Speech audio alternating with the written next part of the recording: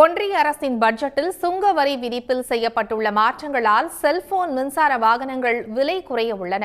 அதே நேரத்தில் தொலைக்காட்சி, கணினி, பின்னலாடை போன்றவற்றின் விலை அதிகரிக்க உள்ளது.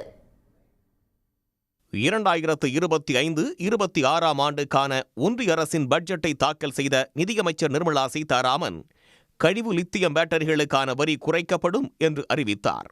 இதன் மூலம் மின்சார வாகனங்கள், செல்போன்களின் விலை கணிசமாக குறையும் என்று எதிர்பார்க்கப்படுகிறது. புற்றுநோய் உட்பட 36 உயிர்காக்கும் மருந்துகளுக்கு சுங்க வரியை முற்றிலுமாக ரத்து செய்வதாக அறிவிக்கப்பட்டிருப்பதால் உயிர்காக்கும் மருந்துகளின் விலையும் குறைய உள்ளது. மேலும் கேமரா மாடியூல், கனெக்டர்ஸ் மற்றும் ஹெட்செட், USB கேபிள், மைக்ரோஃபோன், கைரேகை பதிவு இயந்திரத்திற்கான மூலப்பொருட்களுக்கு சுங்க வரி விலக்கு அளிக்கப்பட்டுள்ளது.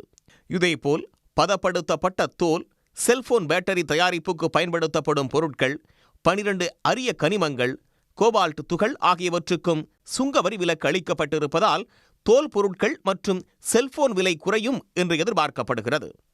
1600 சிசி என்ஜின் திறனுள்ள இருசக்கர வாகனங்களுக்கான சுங்கவரி 50% 40 விழுக்காடாகவும், அதற்கு மேல் சிசி திறன் கொண்ட பைக்குகளுக்கு 30% குறைக்கப்பட்டுள்ளது.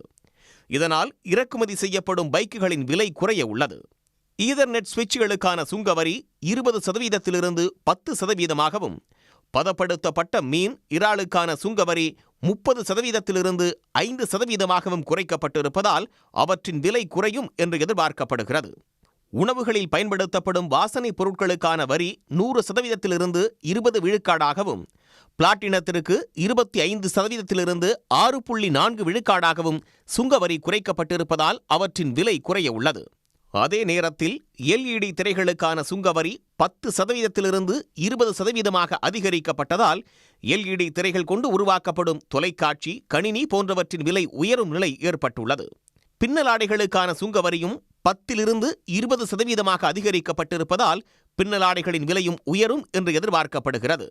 இதேபோல் சுங்கவரி மற்றும் இறக்குமதி வரியினால் ஸ்மார்ட் மீட்டர், இறக்குமதி செய்யப்படும் காலணிகள், மெழுகுவர்த்தி, solar cells, PVC flex banner ஆகியவைகளின் விலையும் உயரும் நிலை ஏற்பட்டுள்ளது. உடனுக்குடன் செய்திகளை தெரிந்து கொள்ள சன் நியூஸ் பெல் ஐகானை கிளிக் பண்ணுங்க.